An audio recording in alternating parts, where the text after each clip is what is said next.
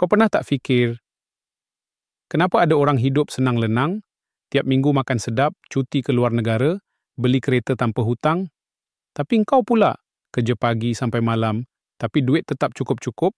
Aku faham sangat. Dulu aku fikir nak jadi kaya kena luar biasa bijak, kena ada kabel, atau nasib kena power. Tapi bila aku mula belajar pasal duit, aku sedar satu benda penting.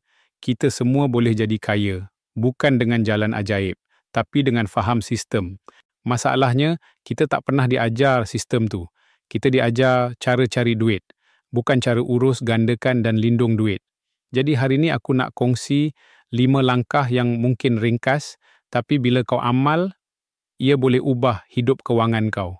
Langkah pertama, faham beza duit sebenar dan duit tipu. Ramai sangka duit dalam bank tu selamat, tapi kalau nilainya makin jatuh, itu bukan aset, itu beban. RM1,000 5 tahun lepas boleh beli 1 troli barang dapur. Hari ni, separuh pun belum tentu. Orang kaya simpan duit dalam bentuk yang lawan inflasi, macam emas, hartanah atau bisnes. Langkah kedua, jangan harap pada gaji saja. Gaji penting, tapi bukan jalan jadi kaya.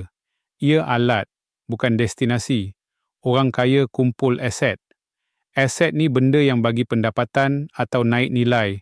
Rumah sewa, saham patuh syariah, ladang kecil, emas.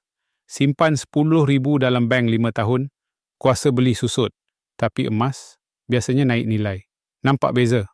Langkah ketiga, kenal hukum yang ramai tak pernah dengar, Gresham's Law. Ia kata, bila duit buruk beredar, duit baik hilang dari pasaran. Maksudnya, bila sistem guna duit susut nilai, macam duit kertas, orang simpan duit bernilai macam emas. Sama macam zaman dulu, shilling perak ditukar ke tembaga, semua orang simpan yang perak. Hari ni, kita simpan duit kertas yang makin lemah, sebab kita tak diajar pilih alat simpanan yang betul. Langkah keempat, sebelum labur duit, labur dalam ilmu. Jangan ikut pelaburan viral kalau kau tak faham. Pelaburan bukan benda ikut-ikutan. Baca buku, tengok video yang ajar prinsip. Simpan $200 tu sebulan pun cukup. Kalau konsisten dan faham ke mana duit tu pergi. Pilih ASB, tabung haji, emas, atau unit amanah patuh syariah. Jangan kejar cepat kaya, kejar bijak dulu. Langkah kelima, ubah cara fikir pasal duit. Ramai simpan duit sebab takut, bukan sebab ada tujuan. Duit disimpan, tapi tak digunakan untuk capai impian. Sedangkan duit sepatutnya jadi alat, bukan matlamat. Nak bawa mak ayah umrah, nak bebas masa, nak ada rumah sendiri, semua tu bukan tentang banyaknya duit, tapi betapa bijaknya kita guna duit yang ada. Jadi kesimpulannya, jangan tunggu kaya baru bertindak. Bertindak dulu, baru boleh jadi kaya. Ramai kerja kuat, tapi masih penat. Sebab mereka tak nampak sistem. Bila kau faham sistem, kau mula bina. Sikit-sikit, perlahan-lahan, tapi pasti. Kalau kau belajar sesuatu hari ni, tekan like dan subscribe.